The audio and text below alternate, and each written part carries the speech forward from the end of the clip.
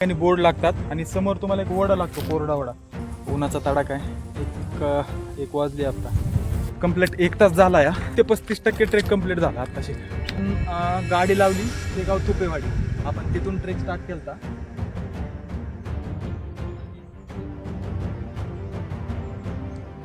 या पठारावरती तुम्ही कन्फ्यूज होऊ शकता की गडावर टॉपला जायला रस्ता कुठून आहे. याच्या एक्झॅक्ट समोरून आपल्याला वरती जायला वाटे. तिथे एक तुम्हाला बोर्ड पण लिहिलाय. ही काव्याची विहीर पाहायला मिळते, जे की पूर्ण खडकांमध्ये कोरलेली आहे. यालाच गेरूची विहीर असंही म्हटलं जातं.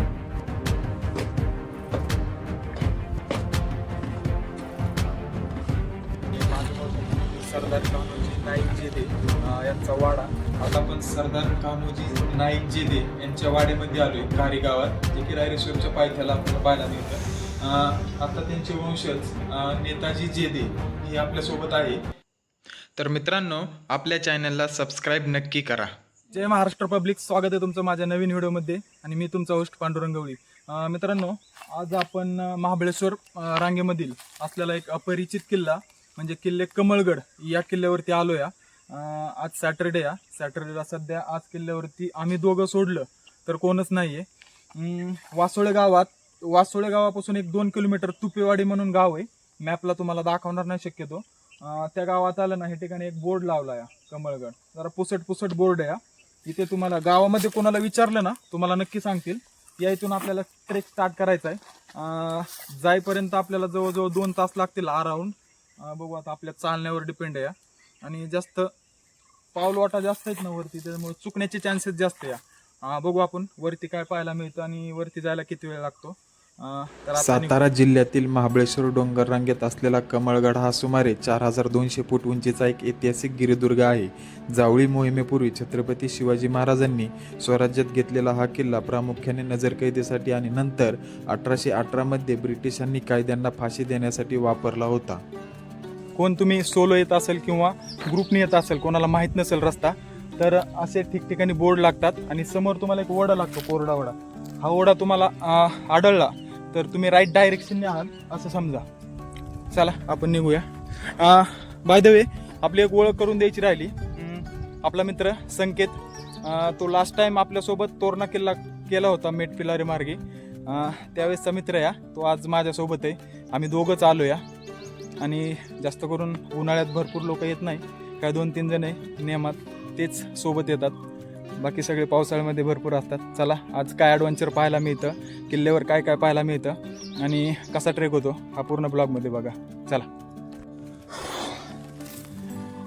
25 मिनटं झालं ट्रेक स्टार्ट करून. आत्ता आम्ही जवळजवळ 10% म्हणेन 10% ट्रेक कंप्लीट केला आहे. उन्हाचा तडाखा आहे. एक वाजली आत्ता. 1च्या उन्हात करतोय. थोडी बॉडी नखरे दाखवायला लागली. बघू आता अजून काय वरती पाहायला मिळतंय. आम्ही दोघंच आहे पूर्ण किल्ल्यावरती. कंप्लीट 1 तास झाला या. आम्ही चालतो या, पण अजून काय वरती काय दिसेना यायचं. लय 30 ते 35% ट्रेक कंप्लीट झाला आत्ताशी. अजून भरपूर बाकी या. 1 तास झालाय. थांबत आलो या. बघू आता, समोर एक मंदिर आहे गोरक्षनाथाचं, तिथे थोडा वेळ थांबू. आलोच आहे वाटतं वरती.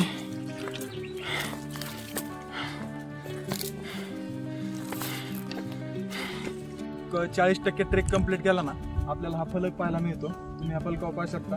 आपण गाडी लावली ते गाव तुपेवाडी. आपण तिथून ट्रेक स्टार्ट केलता.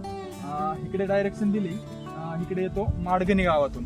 माडगणी आणि नांदवणी या 2 ठिकाणून पण तुम्ही ट्रेक स्टार्ट करू शकता. आणि समोरच आपल्याला कमळगड आणि गोरक्षनाथाचं मंदिर आहे. हे समोर आहे.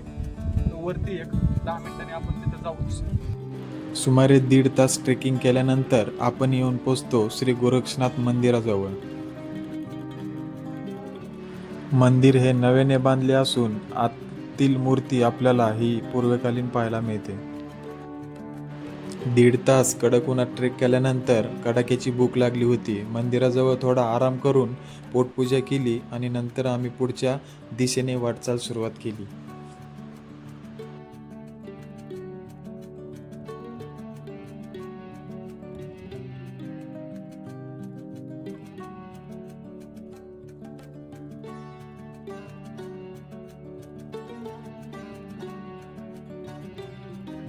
1.5 तास झाला.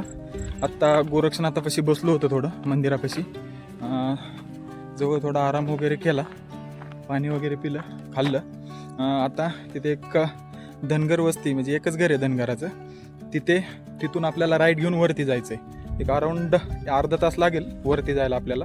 पाहू किती वेळ लागतोय. तुम्हाला जंगलात आल्यानंतर थोडे चुकण्याचे चान्सेस जास्त असू शकतात, कारण पायवाटा भरपूर साईडला गेलेले आहेत. पण तुम्हाला जर तुम्ही राईट डायरेक्शननी ओळखायचं असेल तर अशा झाडांना रेबिन बघत चला. ही रेबिन पाहिली तुम्ही, आणि तसे फलकसुद्धा असतात, पण चुकण्याचे चान्सेस जास्त आहे. जो नवीन येईल तो शक्यतो जास्त चुकू शकतो. हे रेबिन पाहिली तर समजा तुम्ही राईट डायरेक्शननी या. गोरक्षनाथ मंदिरापासून आपण जेव्हा जंगल ट्रेक स्टार्ट करतो, एक 15 मिनिटाचा जंगल ट्रेक आहे. त्यानंतर आपल्याला असं मोकळं पठार लागतं. ह्या पठारावरती तुम्ही कन्फ्यूज होऊ शकता की गडावर टॉपला जायला रस्ता कुठून आहे.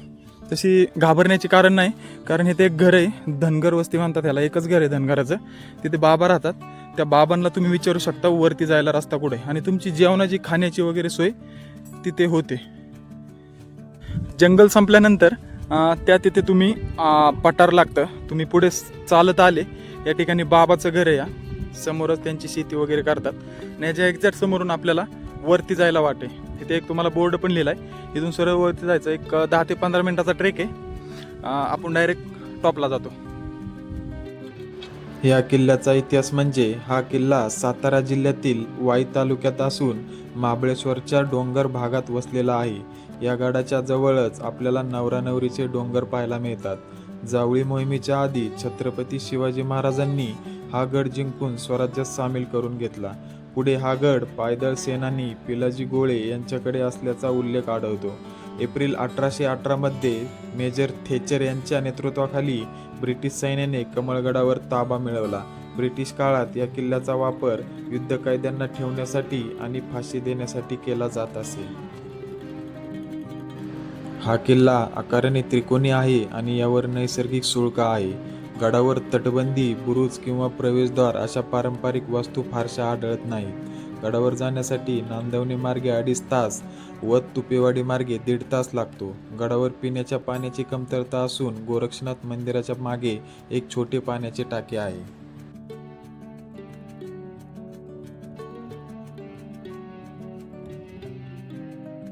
दोन तास पायपीट केल्यानंतर फायनली आपण येऊन पोहोचतो. जी लोखंडी सीडी आहे तिथे. हाच एंट्रन्स आहे गडाचा. या ठिकाणी येऊन पोहोचतो. तर वरती गेल्यावर आपल्याला काव्याची वेर लागते पहिली, आणि बाकी काय पाहायलाय ते वरती जाऊन पाहू. आणि वरती गेल्यावर व्ह्यू पण काय मस्त आहे ते पण दाखवतो. चला. गडाच्या ऐतिहासिक नोंदी. मोडी लिपीतील जुन्या दस्तऐवजांमध्ये या किल्ल्याचा उल्लेख कट्टलगड असा आढळतो. कमळगड हा एक मध्यम स्वरूपाचा ट्रेक मानला जातो आणि ऐतिहासिक महत्त्व असल्याने ट्रेकर्ससाठी हे ठिकाण आकर्षणाचे केंद्र आहे. तब्बल 2 तास ट्रेक केल्यानंतर फायनली आपण गडमाथ्यावर येतो. गडमाथ्यावर येताच आपल्याला समोर आढळते तलवारीच्या आकाराची असणारी काव्याची वेर. ही एकमेव या गडाचं आकर्षण मानले जाते. काव्याच्या विहिरीच्या व्यतिरिक्त आपल्याला एक राजसदर म्हणजे राजवाड्याचे अवशेष पण पाहायला मिळतात. तिथून सीडीने एंट्रन्स केल्यानंतर आपल्याला एक्झॅक्ट त्याच्या समोर ही काव्याची विहीर पाहायला मिळते, जे की पूर्ण खडकांमध्ये कोरलेली आहे. ह्यालाच गेरूची विहीर असंही म्हटलं जातं. आता आपण आतमध्ये जाऊन बघू कशी. आतमध्ये जरा रिस्की आहे. साईडला रोप लावलेला आहे.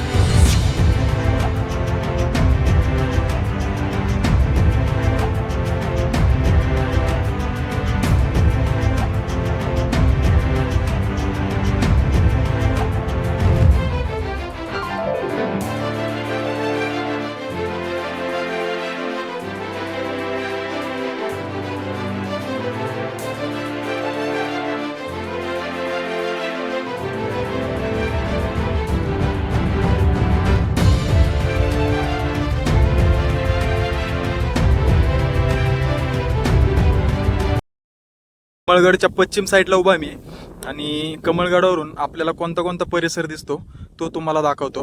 हा समोर पाहताय हा केंजळगड. केंजळगडच्या एक्झॅक्ट समोर आपल्याला हे रायरेश्वरचं पठार पाहायला मिळतं. समोरच पाहू शकता ही पूर्ण कोळेश्वर पठार. या ठिकाणी तुम्ही पाहू शकता न्यू महाबळेश्वर. ह्याच्या पाठीमागेच आपल्याला प्रतापगड आंबेनळी घाटातून प्रतापगडला जाता येतं आणि पुढे आपल्याला पोलादपूरकडे उतरता येतं. हे पाहू शकता तुम्ही ओल्ड महाबळेश्वर हे पूर्ण परिसर. या ठिकाणी पाचगणीच्या समोरच आपल्याला धूम डॅमचा नजारा दिसतो. इकडे वाय शेअर पाहायला मिळतं. हा समोर पाहताय पांडवगड. त्याच्या एक्झॅक्ट पुढे आपल्याला चंदनवंदन दिसतो आणि इथे सातारचा सज्जनगड आणि अजिंक्यतारा हे 2 किल्ले दिसतात. आणि समोरच आपल्याला मांढर देवीचं डोंगर दिसतो जे की काळूबाईचं क्षेत्र आहे तिथं. आणि समोर या ठिकाणी आपल्याला रोहिडा किल्ला दिसतो. असा परिसर आपल्याला कमळगडावरून पाहायला मिळतो. कमळगड एक्झॅक्ट मध्यभागी या आणि याच्या अराउंड पूर्ण सह्याद्रीची रांग आहे.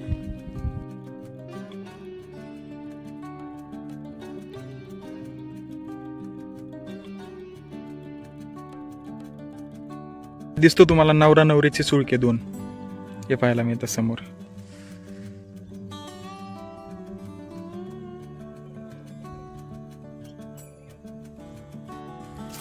मित्रांनो गड उतार करतो या वरती फक्त 5 मिनिटच आहे. फक्त एक काव्याची वेर तेवढंच एक वास्तू पाहायला मिळते आपल्याला शिवकालीन.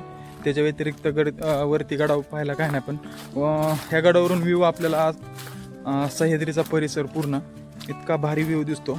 तो पाहण्यासाठी तुम्ही येऊ शकता. आणि एक काव्याची वेर इतके सुंदर आणि इतकी थंड आहे आतमध्ये मानलं.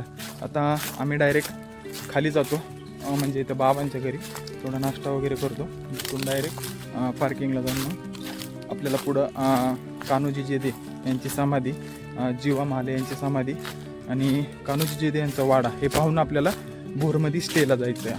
पाहूया चला.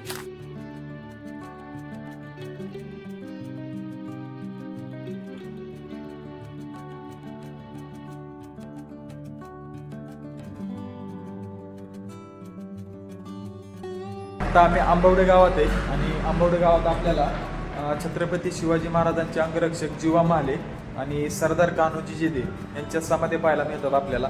एकदम शेजारीच आहे. इथून आपण आंबवडे गावातून येतो आणि समोरच एक सभामंडप पाहायला मिळतो. त्याच्या एक्झॅक्ट शेजारी ही पाहता तुम्ही शिवरत्न जीवाजी महाले होता जीवा म्हणून वाचला शिवा इथे त्यांची समाधी पाहायला मिळते. आणि एक्झॅक्ट ह्याच्या शेजारी आपल्याला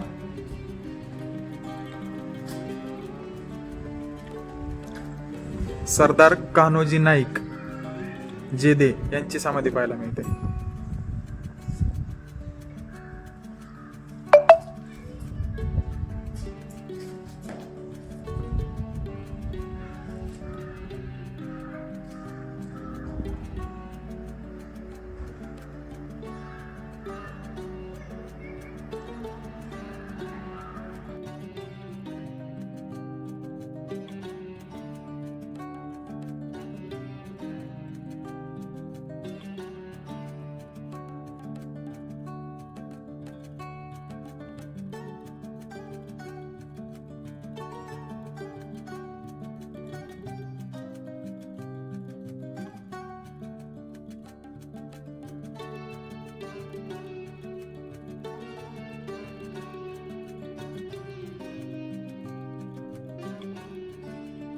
आता आपण रायरेश्वरच्या पायथ्याला असलेलं गाव कारी या ठिकाणी आलो या आणि माझं पाहू शकतो तुम्ही सरदार कान्होजी नाईक जेदे यांचा वाडा. आताच आपण त्यांच्या समाधीस्थळी जाऊन आलो. आतमध्ये पाहू आपण वाडा कसा पाहायला मिळतो आपल्याला.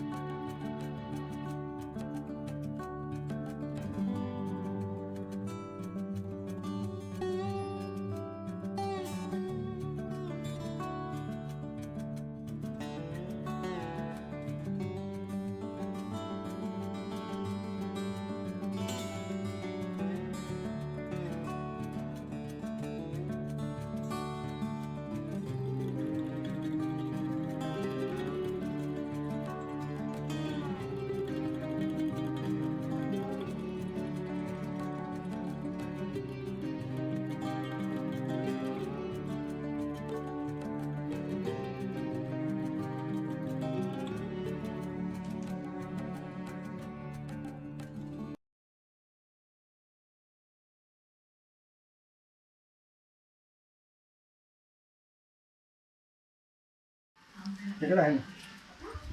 म्हणजे त्या शिवकालांपासून एवढा मोठा होता का? हा, अच्छा. तेव्हापासूनच तेव्हा आता 1 2 ओके.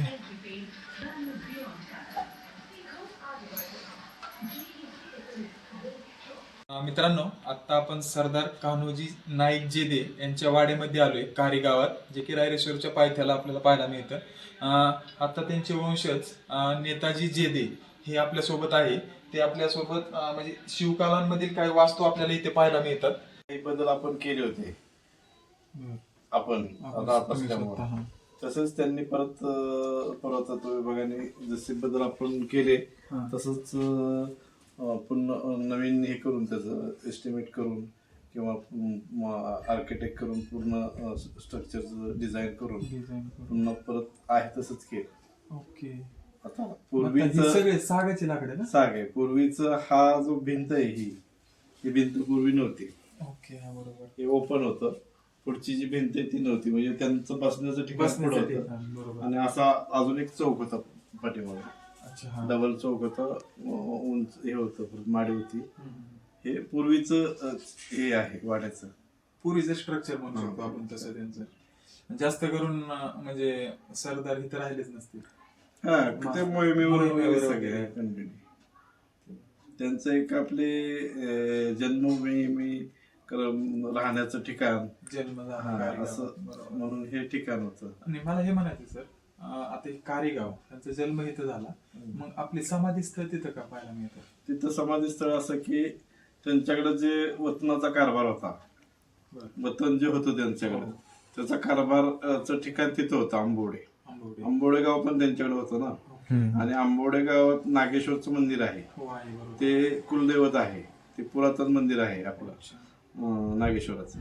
आपलं कुलदैवत आहे, कान्होजी राजांचं कुलदैवत आहे. तर ते लोकांना येण्या जाण्याला सोयीचं ते ठिकाण होतं. हा जो भाग आहे तो पूर्णपणे म्हणजे आता आपल्याला रस्ता वगैरे दिसतोय म्हणून ठीक आहे, पण पूर्वी आउटसाइडला होतं ना. मग आणि ते ज्यावेळेस तिथं याला तुमच्या दर्शनाला गेले, असं मृत्यू वगैरे तिथंच झाला त्यांचा असा. आणि लोकांना यायला महत्वाचं ठिकाण ते हे होतं. आणि ते गाव पण त्यांच्याकडेच होतं. ते सरदारांचा म्हणजे मोहिमेत असा काही मृत्यू नाही, वृद्ध काय नाही झालं. आणि त्यांच्या शेजारी आपल्याला जीवा महालेंची समाधी पाहायला मिळते. त्यांचं गाव आंबवडेच का जीवा महालेंचं? नाही, जीवामालांचं गाव हे कारीच का? कारी. अच्छा. म्हणजे ते ह्याच वाड्यात राहायचे का? म्हणजे त्यांचा वाडा दुसरा? नाही, वाडा नाही त्यांचा. ते काय महाले म्हणजे ते असं होतं की ते त्यांच्याकडं आपण कसं हे म्हणतो खाजगी काम करण्यासाठी वगैरे असं ते होते. म्हणजे एक सैनिकच होते त्यांच्याकडे ते सैनिकच होते. त्यांचं महाराज इथं एकदा भेट दिली असताना काहीतरी लग्नाचा कार्यक्रम होता, म्हणजे असा एक उल्लेख आहे त्याच्यामध्ये. त्यांचं ते दांडपट्ट्याचं कौशल्य होतं त्यांच्याकडे, ते त्यांनी पाहिलं.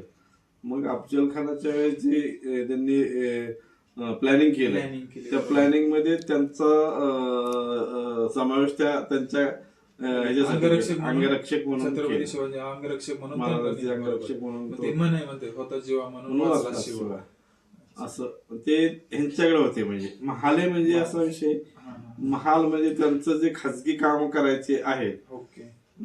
जे ते म्हणजे आपल्या कान्होजी जेदे सरदारांच्या म्हणजे आता थोडक्यात आपल्याकडे समजा हे मंत्री वगैरे जी व्यवस्था असते, त्यांना हाताखाली लोक असतात ना. बरोबर. असं वेगवेगळ्या प्रकारचे, तसं त्यांचा तो हे होता त्यावेळेस. पण त्यांची ती कामगिरी जी आहे ती कामगिरी त्यांनी फार मोठी चांगली केली. आणि त्यांचं त्या दानपट्ट्यामध्ये कौशल्य होतं, दानपट्टे चालवण्यामध्ये कौशल्य होतं. आणि मला अजून एक विचारायचं तसं, जे इथे दानपट्टी आहे तुमचे जे पुरातन वास्तू सगळं, ह्या भरपूर होत्या का त्यावेळेस? म्हणजे इंग्रजांच्या काळात सगळं नष्ट झालं, जेवढे सापडले ढिगाऱ्याखाली, म्हणजे हे पहिले बेसच होता, ह्या बेसवरती माती खाली होता का पहिला? नाही, ते इंग्रजांच्या काळामध्ये शस्त्रबंदी कायदा त्यांनी आणला होता. आणि जुने जे लोक होते असे ज्यांनी इतिहासामध्ये कामगिरी केलेली आहे महाराजांच्या काळात वगैरे किंवा त्याच्या आधी, ज्यांचं नाव दबदबा होता अशा लोकांच्यापासून त्यांना धोका होता. मग त्यांच्याकडे शस्त्रास्त्र वगैरे होतीच ना, मग शस्त्रबंदी कायदा करून त्यांच्याकडची शस्त्र ताब्यात घ्यायची असं त्यांचं त्यावेळेचं त्यांनी हे आखलं होतं की बाबा मग आपण जे राज्य करायचं इथं तर ह्या मंडळींच्याकडूनच आपल्याला धोका आहे, यांच्या शस्त्राचा वापर आपल्या बरोबर युद्ध खेळण्यासाठी होऊ शकतो, असं सगळं त्यांचं धोरण असल्यामुळं. आणि ते आपल्याला इथल्या पूर्वज जे होते त्या काळामध्ये की ते शस्त्रास्त्र त्यांच्या हाताला लागू नयेत म्हणून एक विहीर होती आपल्याकडं की आपण असं आपल्या मागच्या पुढ्यांपासून ऐकत आलोय की एक विहीर होती, त्या विहिरीमध्ये ती सगळे शस्त्रास्त्र टाकली, विहीर काढून टाकली. त्यानंतर शस्त्रास्त्राचा काही विषय आलाच नाही ना की शस्त्रास्त्र चालवणे किंवा काय करणे, पुढच्या पिढ्यांमध्ये काही त्याचा उपयोग असं ते राहायला गेलं तसंच. अशी शस्त्रास्त्र होती ज्या विहिरीत शस्त्र टाकले त्या विहिरीचा अजून कुठं नाही ना, विहीर म्हणजे ह्या बाजूला होती असं आम्हाला ऐकून, कसं मागच्या पिढीने आता आम्ही आमच्या मुलांना सांगितलं, मुलं पुढच्या पिढीला सांगणार, तसं ते सांगून आपण ऐकून अजून सापडली नाही म्हणजे प्रयत्न नाही केला, प्रयत्न नाही सापडू शकते भविष्यात जर प्रयत्न केला तर. काका म्हणले होते फरमान एक आहे, ठीक आहे, हेच फरमान आहे का? म्हणजे शिवाजी महाराजांनी सरदारांना लिहिलेलं आहे का? हा, नाही शिवाजी महाराजांनी नाही, आदिलशहाने ज्यावेळेस अफजल खानीकडे आला त्यावेळेस हे आदिलशहाकडेच होते ना सरदार. शहाजीराजे कान्होजीराजे हे आदिलशहाकडे सरदार होते. मग अफजल खानाला तुम्ही मदत करा, नाही केली तर त्याचे परिणाम वाईट होतील असं त्यांनी फरमान पाठवून त्यांना दमबाजी केली. अफजल खानांनी जेदेनला फरमान, आदिलशहानी पाठवलं, आदिलशहानी जेदेनला पाठवलं, आदिलशहानी जेदेनला हा की तुम्ही ह्या अफजल खानाला मदत करा, शिवाजीचा फडशा करा, असं तिथं स्पष्ट उल्लेख आहे, शिवाजीचा फडशा करावा. आणि तसं जर तुम्ही नाही केलं तर ते हे वतन वगैरे सगळं आदिलशहाच होतं ना, तुमचं वतन जाईल, तुमचे परिणाम वाईट होतील. मग हे फरमान घेऊन ते महाराजांच्याकडे गेले, महाराजांनी फरमानाचं वाचन केलं, महाराज म्हणले तुम्ही पण तुमचा निर्णय घेऊ शकता, तुम्हाला जर एवढं तुमचं नुकसान होणार असेल किंवा तुमच्या जीविताला धोका असेल, तुमच्या कुटुंबाला धोका असेल तर तुम्ही तुमचा निर्णय घेऊ शकता असं महाराजांनी त्यांना सांगितलं. परंतु त्याच्या आधी शहाजीराजे आणि कान्होजीराजेंच्या मध्ये शपथ झाली होती कर्नाटकमध्ये कनगिरीला, पहिली शपथ स्वराज्याची कर्नाटकमध्ये झालेली आहे. ज्या कनगिरीला थोरल्या संभाजी महाराजांना म्हणजे शिवाजी महाराजांच्या बंधू कनगिरीला अफजल खानाने दगाफटका करून मारलं होतं, त्याच ठिकाणी पहिली शपथ झाली शहाजीराजांची आणि कान्होजीराजांची. शहाजीराजांनी त्यांना इकडं मदतीसाठी पाठवलं. त्याचं प्रमुख कारण म्हणजे इकडचे जे 12 मावळ मधले जे वतनदार देशमुख होते त्यांच्यावर कान्होजीराजांचा दबदबा होता, एक आदर होता त्यांच्याबद्दल. त्यामुळे त्यांच्यामध्ये तुम्ही मावळ प्रांतीय जबरदस्त वतनदार देशमुख आहात असं सांगून त्यांना की तुम्ही इथं जाऊन यांना मार्गदर्शन करा. आणि स्वराज्याचे संकल्पक म्हणून शहाजीराजे, जिजाऊ मासाहेब आणि कान्होजीराजे या 3 व्यक्ती स्वराज्याच्या मूळ संकल्पक आहेत. मग ते इथं शपथ घेऊन आले, परत इथून त्यांनी शपथीचं इथलं रायरेश्वरचं नियोजन त्यांनीच केलं. आणि मग हे फरमान वाचन झाल्यानंतर महाराज जेव्हा असे बोलले की तुम्ही तुमचा निर्णय घेऊ शकता, तुमचा धोका होत असेल, तर त्यांना राग आला की म्हणले मी जी शपथ दिलेली आहे ती शपथेला मी बेईमान होणार नाही, 72 जेद्यांचा निर्वहन झाला तरी, आणि मी माझ्या घरादारावर तुळशीपत्र ठेवून आणि वतन जर म्हणाल तुम्ही तर मी वतनावर पाणी सोडतो असं म्हणून त्यांनी तो पाण्याचा तांब्या दरबारामध्ये होता तो घेऊन आईसाहेबांच्या पायावर पाणी सोडलं आणि सांगितलं मी स्वराज्यासाठीच लढणार आणि स्वराज्यासाठीच मागणार, मी माझ्या 5 मुलांसहित स्वराज्यामध्ये सामील होणार, म्हणजे घरादारासहित मी स्वराज्यासाठीच लढणार. आणि जे म्हणले होते हे 5 मुलं तुमच्या सोडले पायावर आऊसाहेबांच्या, बरोबर. आणि मग तिथून त्यांनी इथं कारीत यायला सांगितलं, तुम्ही कारीला जावा, तिथं सगळे जे आहेत हे वतनदार त्यांना एकत्रित करा. त्याप्रमाणे इथं सगळ्यांना एकत्रित केले, त्यांना सांगितलं, सगळं पटवून दिलं की आपल्याला काय करायचंय. आणि आपल्याला महाराष्ट्र हा शब्द पहिल्यांदा इथं उच्चारला गेला, तो महाराष्ट्र होता. महाराष्ट्र म्हणजे मराठा राष्ट्र, मराठा म्हणजे हा जो प्रांत होता आपला तो मराठा प्रांत, म्हणजे मराठा हा जातीचा उल्लेख नव्हता, मराठा प्रांत. हा मराठा प्रांतासाठी आपल्याला महाराष्ट्र निर्माण करणं गरजेचं आहे. गनिम बेईमान आहे, त्याच्या नादाला लागून उपयोग नाही असं त्यांनी सगळ्यांना सांगितलं. त्यावेळेस जावलीच्या मोऱ्यांनी विरोध केला होता. विरोध करण्याचं कारण म्हणजे त्यांचा इगो होता, त्यांचं साम्राज्य मोठं होतं.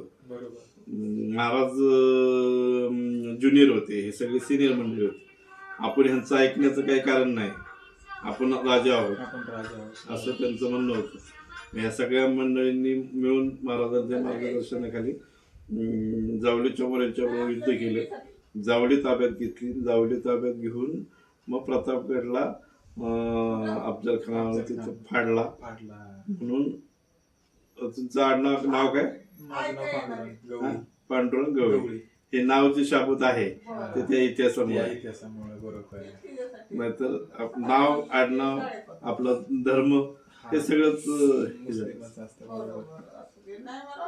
आणि धर्म, महाराज, आता हा धर्माचा विषय झाला, पण महाराज धर्माच्या विरोधात पण नव्हते. परंतु तुम्ही तुमचा धर्म रागा, आम्ही आमचा धर्म राखा.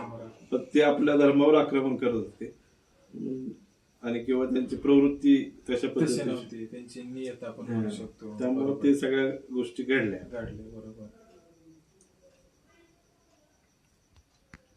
धन्यवाद काका, खूप मस्त.